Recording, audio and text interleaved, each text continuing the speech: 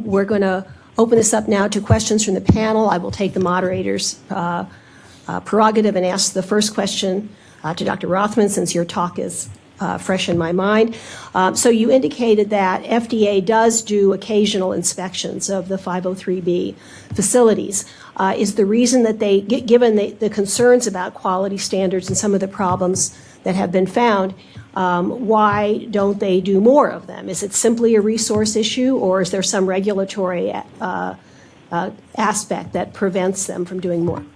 It's a great question, and I'm not a doctor, so I don't want to take credit for an MD that I didn't get. So just to clarify, we don't do many inspections of the 503As, largely because we don't know who they are, and the states engage in primary day-to-day oversight of the 503As. The outsourcing facilities, however, are FDA's primary responsibility in terms of oversight, although states also often have an oversight role. And so FDA does do risk-based inspections of outsourcing facilities after they begin compounding and distributing drugs. Our statute describes certain criteria that we consider when doing risk-based inspections. So we do frequent inspections of outsourcing, relatively frequent inspections of outsourcing facilities. Now, we don't do pre-market inspections of outsourcing facilities. Manufacturers of FDA-approved drugs, as part of the approval process, typically have to have a pre-market inspection to make sure that the facility's controls procedures are appropriate to produce a drug, an approved drug that meets its standards for safety, quality, purity, et cetera.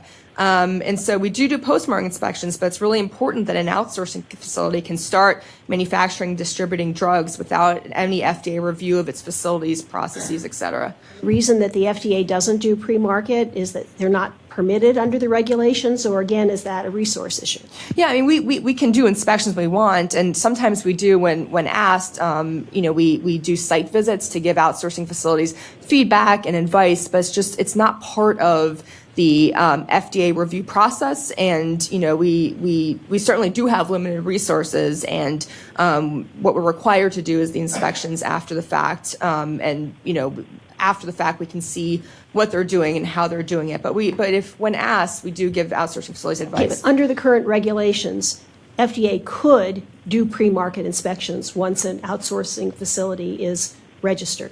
They could. We could visit a facility when we want to, but it's not something that's part of the regulatory structure for outsourcing facilities. There is no pre-market FDA approval process under the statutory framework. I think related to that question, you mentioned that the post-marketing inspection is risk-based on a risk-based schedule. Can you be more specific or give us some examples of what you mean by that? Sure. So this risk-based schedule is a statutory term, and Section 503B actually outlines considerations for us to prioritize inspections of outsourcing facilities. I don't have them with me, but what often happens is, what we typically do is we do an inspection of an outsourcing facility, initial inspection within a few months of its initial registration with FDA. When it registers, that typically triggers us to perform an initial inspection, okay? And that's one of the reasons, I should say, too, that we don't often visit outsourcing facilities before they start, because they register with us and usually they're already operating at that point. Then we inspect them once they register with us. Unfortunately, often we're finding issues and we're issuing inspectional observations, and then we sometimes may close it out if they're corrected, or we may perform any variety of actions. Often we'll issue a warning letter. After we issue a warning letter, firm responds, and then we might do a follow-up inspection. So often we're on the schedule of following up to prior actions, but when we do a surveillance inspection to prioritize them, we use the factors outlined in the statute that are based on risk. So thank you all. That was so incredibly helpful. We really appreciate it. So, Mr. Harold, could you help me link what happened there in Tennessee? I wrote down, so maybe I got my numbers wrong, 8,000 of these places, I guess, or clinicians or prescribers, 33,000 people.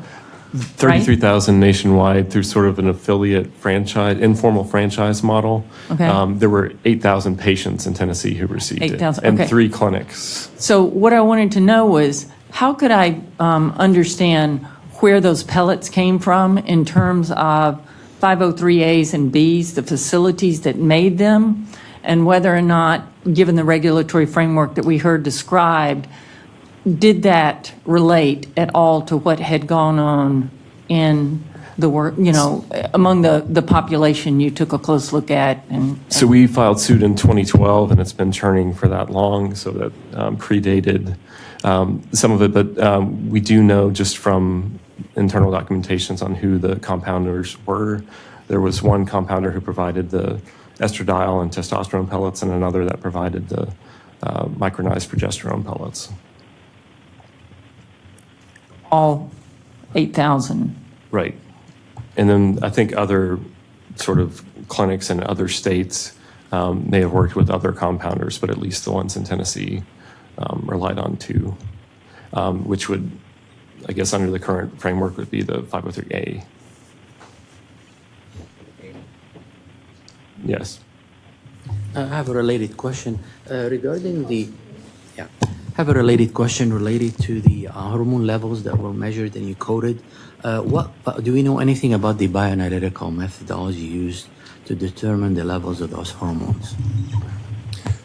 At HRC, I think that is a good question. In depositions, one of the main providers was of the mind that if some testosterone is good, then more is better. And so I'm not sure if it was calibrated to a significant level, at least for this clinic. Did they use a salivary test to? No, they did not use the saliva-based test.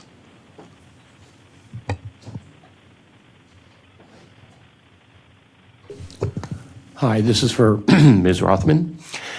You mentioned that the 503A pharmacies are not known to FDA, or not well known, they're not on their radar, or there's many of them and you don't know about them, however you characterize it. I'm saying. Is there a mechanism for 503A pharmacies to register with FDA? They certainly could, and a few have, voluntarily over the years, but there is an exemption in our law, Section 510G, that exempts pharmacies that meet certain requirements from FDA registration under Section 510. So it would be strictly voluntary, and I think there may not be a huge incentive for them to, make us aware of them, in our registration system. So they typically don't. Okay, and a second question. I think the examples you gave did not involve BHRT products. I think they were products used in other therapeutic areas. The examples, they're public and on the FDA website. Are there any examples on the FDA website now of consumer-reported complaints about BHRT products? So a couple things. So first, those examples are illustrative of what might be missing when a drug does not go through an FDA approval process. It can certainly affect BHT products in similar ways. As I mentioned, adverse events typically are not reported to us by most pharmacies, and so the lack of adverse events on our website that we've sort of published as risk alerts surely doesn't mean that there aren't any associated with BHT products. I think it was mentioned at a prior meeting that we recently found huge numbers of adverse events. We mentioned, before I say that, we found about 4,000 adverse events associated with BHT products that were stored at sort of a facility that received orders for BHT products to be compounded, and none of those had been reported to FDA. We encountered them because we happened to be doing an inspection of that facility for a different reason. So they're certainly out there, and we've certainly seen many of them. But again, there's certainly underreporting, and these issues are sort of illustrative of any product that doesn't go through the approval process can suffer from these problems.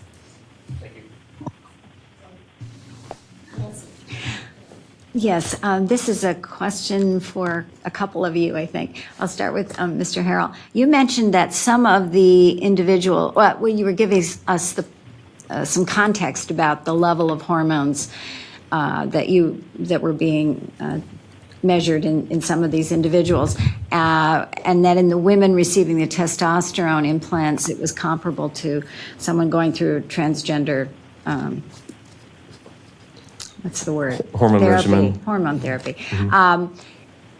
Do you have backgrounds on, this to me sounds like a population of people, those who are interested in transformation and at a younger age, might be a group of people we should be thinking about as part of our contemplation of the use of these hormones, if at all. Were people in your lawsuit, do you have the rationale for why these people were using them in the first place? Can we get any kind of information about Sure. I mean, these? part of the issue was they were administering levels of these hormones without the women knowing it. So this wasn't a conscious decision. Oh, I This see. was, they were Oh. told this is absolutely safe, this is completely safe. And then also, many of the women in affidavits, when they went to a subsequent provider, didn't even report being on a medication. This was reported to them, it was, this is all natural, this is from a wild yam, this is soy-based, I'm not even on a medication, this is akin to a dietary supplement or a vitamin. Okay, thank you. Hi. So just a couple of questions for all the people on the panel. So, Mr. Howell, you said the litigation started in 2012, and so for those 6 or 7 years that you were in litigation, the practices continued? And during that, and also in your litigation, did you coordinate at all with any state regulatory agencies related to either the practitioners or the pharmacies? Good question. So we originally, I spared you some of the details on the protracted litigation, but we originally got a temporary restraining order for advertising claims, and that was followed up by a temporary injunction for their advertising claims. Subsequently, we obtained a receivership over the company, and ultimately the receiver made the decision to shut the company down. After the fact, the two of the providers that were associated with the clinic, they no longer have their license. And so referrals were made to the appropriate regulatory bodies statewide. So we just enforce the Consumer Protection Act, and there's a separate regulatory structure for licensure actions. Okay. And then for Ms. Rothman, I remember there was, if I'm remembering correctly, there was some controversy relating to 503A compounders and the extent to which they can get prescriptions from out of state or provide their products out of state, whether it was the level was 5% or 20% or 30% or 50%. Can you just kind of give us a sense of where that stands right now? Yeah, sure. So the statute directs us to issue a memorandum of understanding with the states that addresses inordinate distribution of compounded drugs and investigation of complaints for drugs shipped interstate.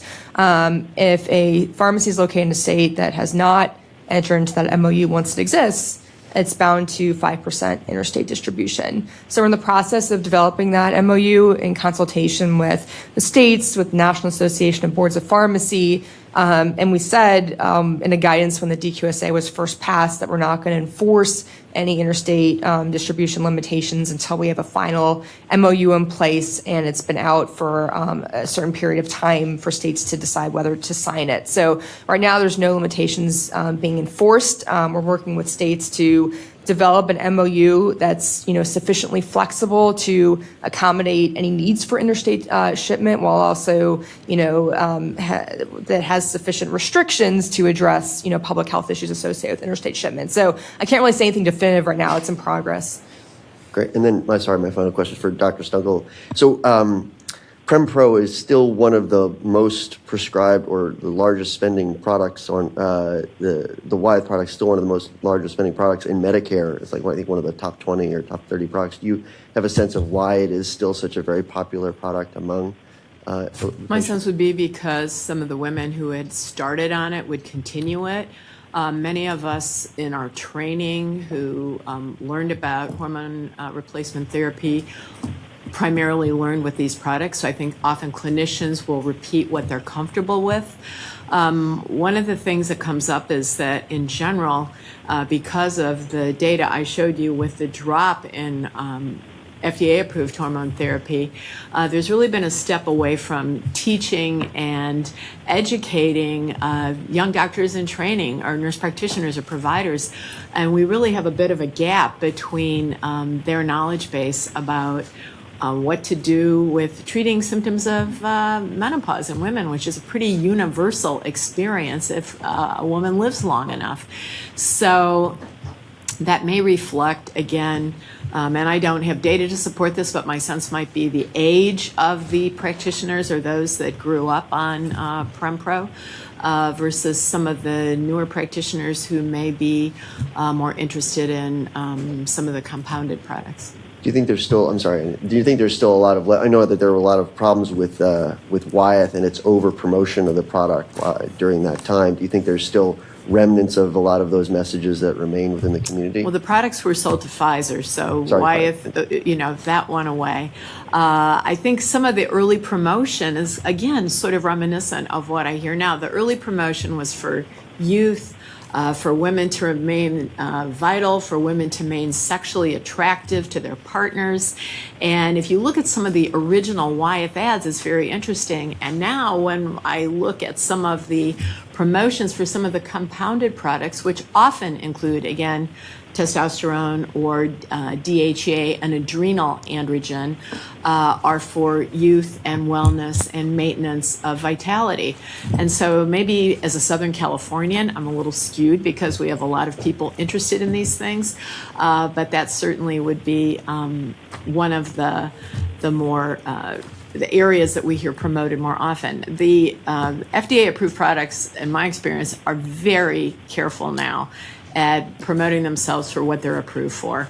Treatment of vasomotor symptoms, hot flashes, treatment of vaginal symptoms, and mind you, even the vaginal products that bump the estrogen level almost undetectable or well within the postmenopausal normal range of an untreated woman bear the boxed warning for heart attack, stroke, breast cancer, and probable dementia.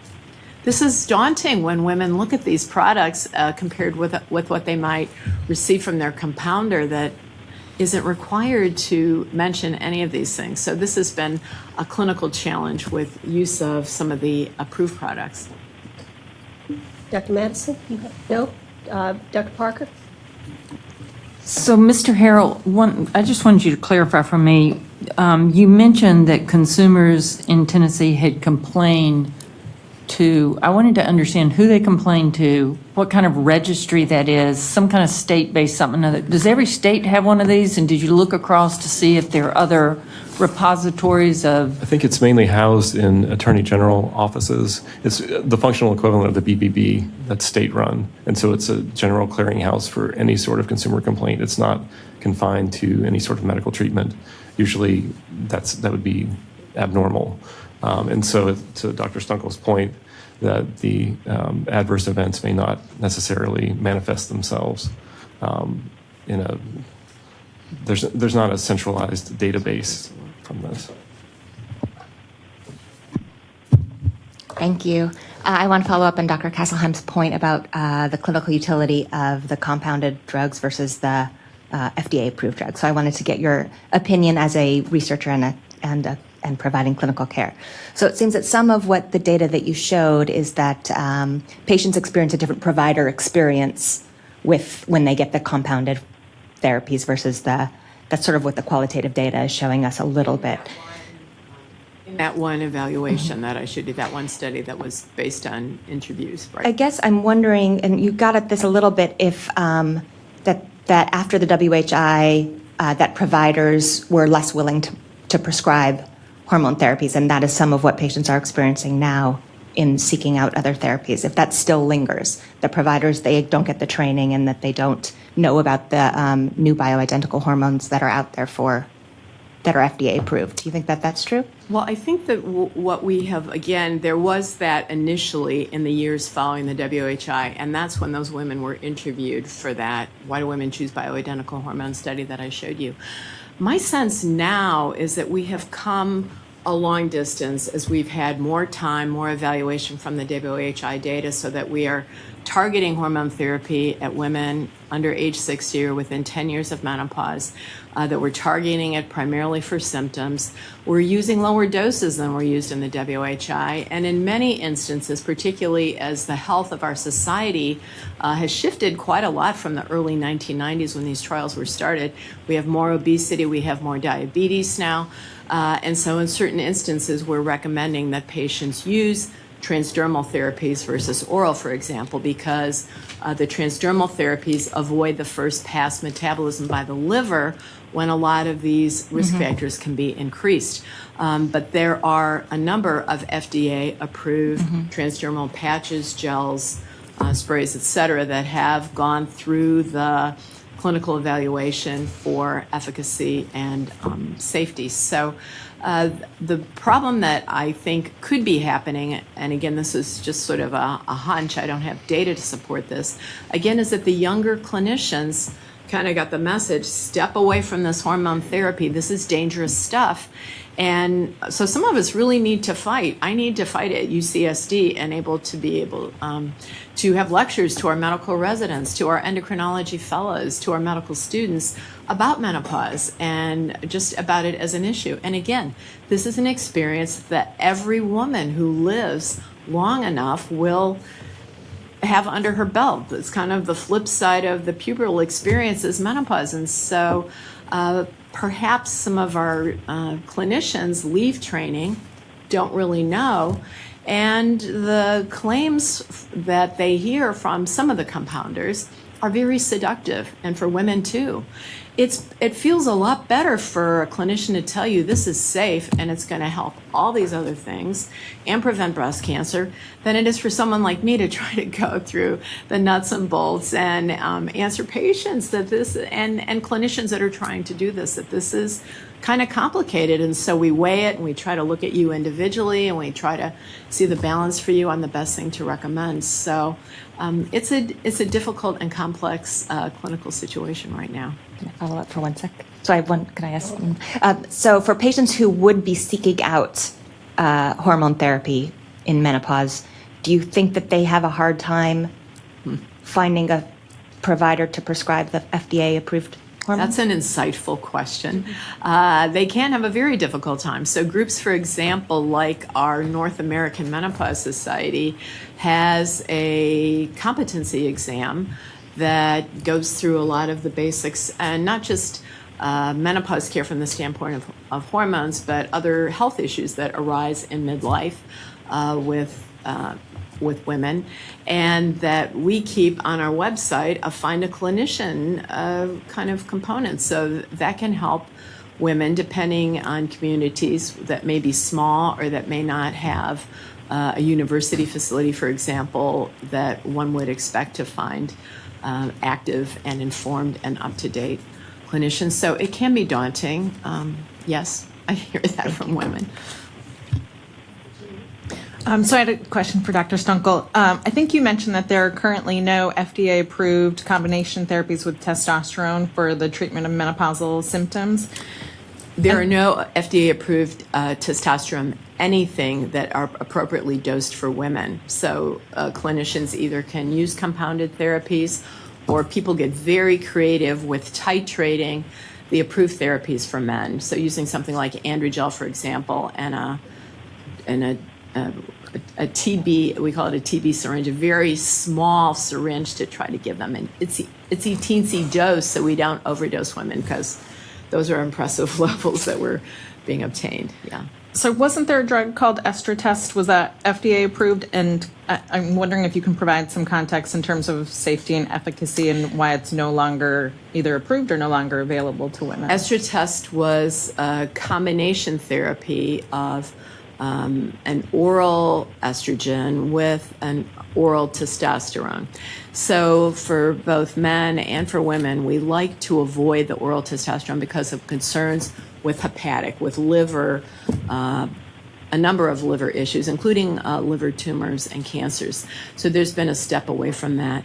I'm trying to think of the exact details because there was a complicated finish to that drug, and there were some issues related to the FDA, I think, approval per se of that agent and whether it was sort of allowed versus officially approved.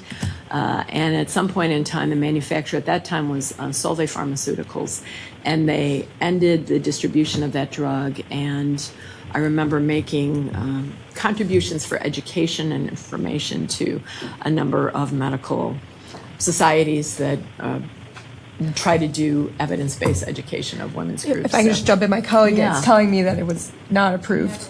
It was by the FDA. It had a label that looked like it. Yeah. Ester test was, I'm sorry, I'm Leslie Furlong. I'm an OBGYN. I worked at the FDA. Ester test was never approved by the FDA. It looked like it was. It had a label that looked just like any other estrogen label, but we had a long history with that drug and Solvay Pharmaceuticals. So you were not, when you were prescribing that, you were not prescribing an approved drug. That's a compounded. Essentially, yes, I guess. I mean, I don't know what we called it back then. We called it unapproved drug. Called indicated. I think the word was indicated was what they, Yeah, they're- the packaging. So there's a number outside of compounding, just to confuse everyone. There's conventional manufacturers who produce unapproved new drugs that have just never come in for approval that are legally marketed. And for a variety of reasons, they may be subject to FDA enforcement action, or FDA may use its discretion. And I don't know the history of that drug, and I don't know if it was compounded or not, but it could have been made by a conventional drug manufacturer. I think that's probably what it was with the labeling and everything. People assume that all prescription drugs are FDA approved when they're not compounded, but it's not the case. Yeah, exactly. So the conventional drug manufacturers sometimes illegally manufacture unapproved new drugs, and yeah. If I could just follow up on the testosterone issue, though. So people recognize that there would be a need for testosterone. And so some years back, a testosterone patch was evaluated in women. There were carefully conducted clinical trials looking for efficacy in the way of increased libido, interest in sex, and where the success was measured by how many satisfying exchanges occurred. So you can imagine that was a complicated endpoint for a woman. But the drug was effective and was presented to the FDA, and my understanding is that there was a decision not to approve it because cardiovascular endpoint clinical trials had not been conducted. So couldn't answer, is this going to be safe from the standpoint of heart attack, stroke, venous thrombosis.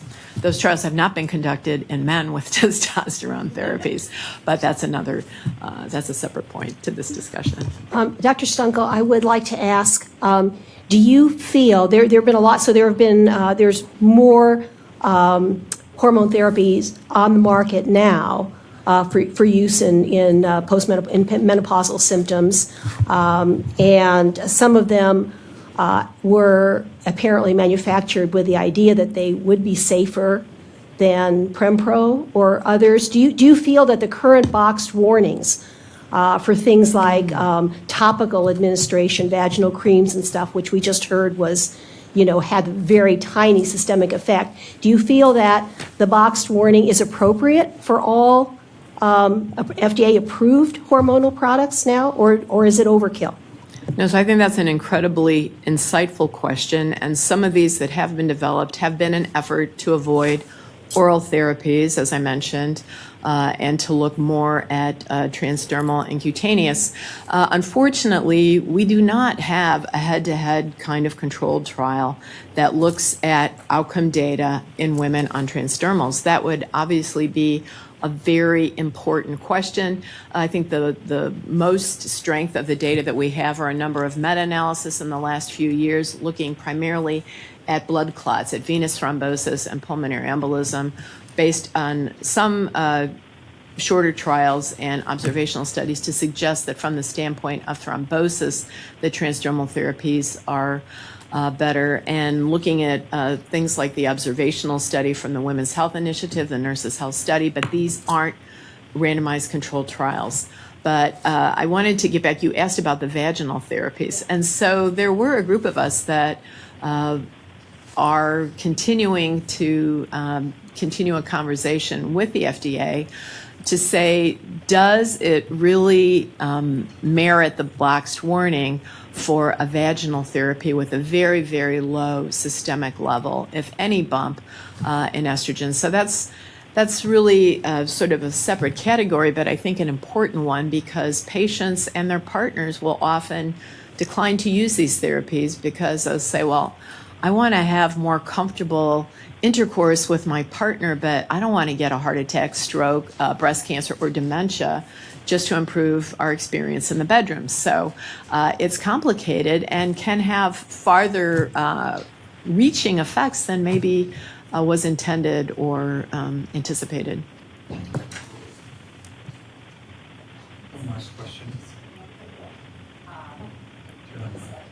Yes, your discussion, Dr. Stunkel, about the testosterone patch studies reminded me, as one of the investigators of that in that last trial, that yes, that's everything you said was right. It was never approved by the FDA, the testosterone patch in the United States, but it's my understanding it's been approved in Canada, or at least certainly in Europe. So that brings up a question, I guess, for Ms. Rothman. Do you work with other countries' FDA equivalents around these issues? Can you get more information about some of these concerns about compounded pharmacies, complaints? To me, this would be another valuable source. And I'd love to hear from any of you that could talk about the FDA relationship and feedback from and the use of products from other countries. Quickly, because I know we're running. Yeah, I mean, it's a complicated question. Yeah. I can tell you from the compounding standpoint, the existence of compounding, the regulatory framework for compounding in different countries varies. And so, when we are looking at regulatory decision-making with respect to, for example, whether to allow certain bulk drug substances in compounding, we may look to information about adverse events or problems that have been reported in other countries, and whether drugs are approved in other countries as one of our considerations for deciding whether to, put a bulk drug substance on the list of drugs that can be used in compounding. I can't really comment. I don't have enough expertise to talk about what we do in terms of drug approvals and consulting with other countries from that standpoint. But I can tell you that, we have looked to experiences in other countries when deciding whether the various factors weigh in favor or against allowing a particular bulk drug substance to be used in compounding.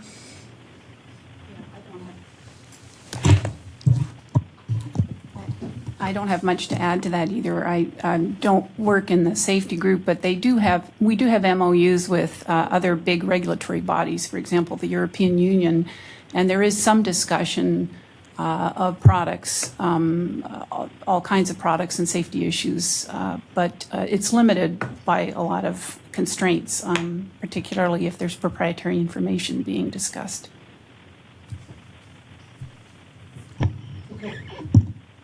So we'd like to thank the panel for their time spent helping us understand a range of issues important for the committee's deliberation. Let's take about a 5-minute break and let us change name tags and give the speakers a chance to stand up and stretch, and the panel as well. Again, thank you.